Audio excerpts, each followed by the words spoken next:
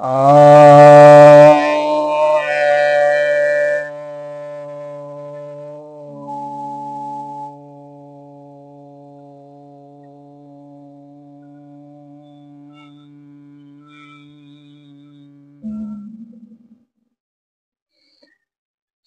भक्तजनों को सप्रेम नमन।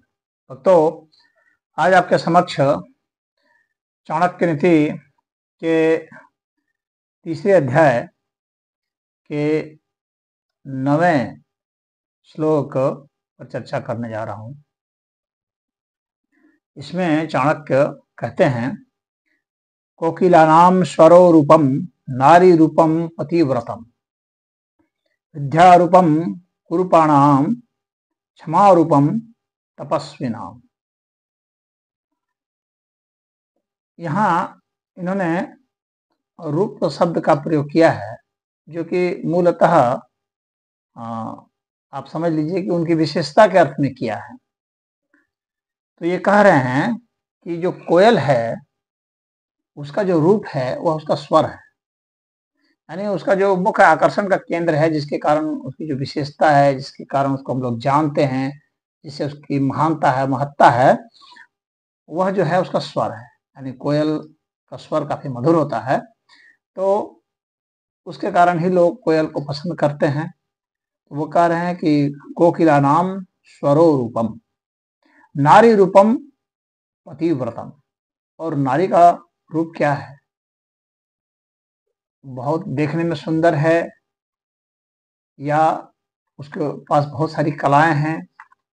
तो ये सब जो है उतना ऊंचा स्थान नहीं रखता, उतना महत्व नहीं रखता, जितना कि उसका अपने पति के प्रति जो है भरोसा, या पति के प्रति सत्यनिष्ठा,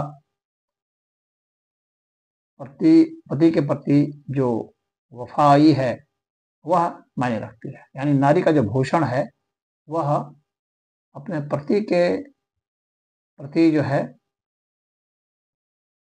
उसका समर्पण, उसका प्रेम और उसकी निष्ठा जो है वही मायने रखती है। यहाँ कहते हैं नारी रूपम पतिव्रतम, नारी का रूप वही है। उसके पास हजारों तरह के गुण हो, पैसे हो,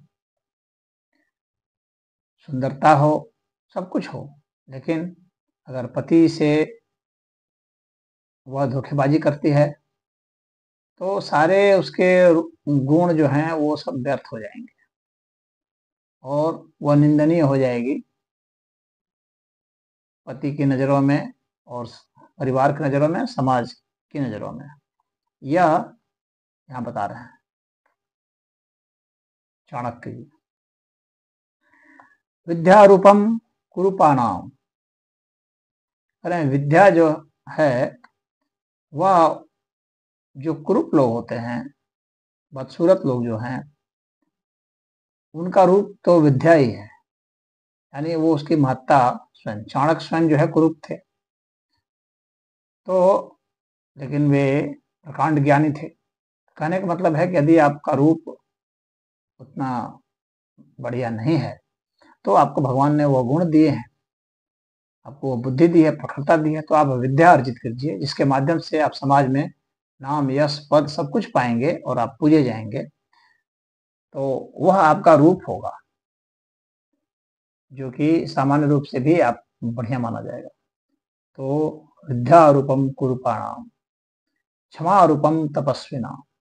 और जो तपस्वी हैं, तपस्या कर रहे हैं, यानी सत्य की खोज में, हृत की खोज में, और अपने को साधने में लगे हुए हैं, साधक हैं, तो ऐसे तपस्वी का जो रूप है, यानी जो भूषण है, जिसकी वजह से तपस्वी को पहचाना जाता है, वह है उनमें क्षमाशीलता। तो क्षमाशीलता जितनी ज्यादा है उतना ही ज्यादा माना जाएगा कि अच्छे तपस्वी है। उनके प्रति किसी प्रकार का कोई अपराध कोई कर रहा है, कोई पाप कोई कर रहा है, कोई उनको सता रहा है, कोई दुख दे रहा है, कोई निंदा कर रहा है, कोई हंसी उड़ा रहा है, तो उसके बावजूद भी वो अपने शांत चित्त स्थिर बैठे हुए हैं और उनके मन में उसके प्रति कोई भी ग्लानि नहीं है, कोई अटक नहीं है। और किसी प्रकार का उनके मन में कोई द्रोह उत्पन्न नहीं हो रहा है उसके प्रति, ना कोई प्रयास कर रहे हैं, ना किसी तरह से मन में कोई विचलित होने वाली भावना उत्पन्न हो रही है, तो और उसको लगातार जो अपने दिल से क्षमा कर दे रहे हैं, उसको नजरअंदाज कर दे रहे हैं और उसके लिए भी प्रार्थना करते हैं कि उसकी भी सद्बुद्धि आए, उसका भी कल्याण हो। तो इस तरह से क्षमा भावना जो है वह तपस्वियों का भूषण है, वही उनका रूप है। यही कहते हैं क्षमा रूपम तपस्वी नाम। तो इसमें इतना ही। हरि ओम।